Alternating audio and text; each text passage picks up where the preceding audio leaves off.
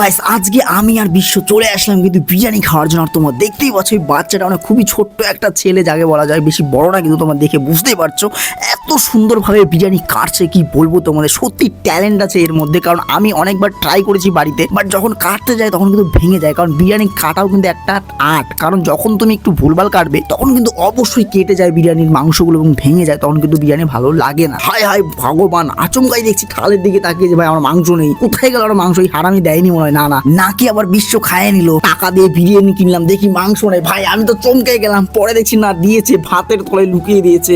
ভাবলাম সারা বিরিয়ানি খেলাম আর মাংস দিল না। পরে দেখছি না অনেকটাই বড় একটা পিস, সত্যি অনেকটাই বড়। শুধু মাংসটা খেয়ে তো অনেকের পেট ভরে যাবে। যা দেখছি সত্যি খুব বড় একটা পিস ছিল, দেখেও মনটা জুড়িয়ে যাচ্ছিল। মানে এতটাই বড়, তোমরা দেখো জাস্ট মন জুড়িয়ে যাবে। কারণ যারা বিরিয়ানি লাভার তাদের কিন্তু সত্যি বিরিয়ানির ভেতরে বড় মাংসের পিসটা সত্যি দারুণ লাগে। আর আমার কিন্তু আলুটাও বেস্ট লাগে। এই মা, তোর তো সারা দেখছি এদিকে আবার লেগ পিস দিয়েছে। হাই ভগবান, লস করে দিল আমাকে তো লেগ পিস দিল না। এবার দে ওটা আমাকে, দে।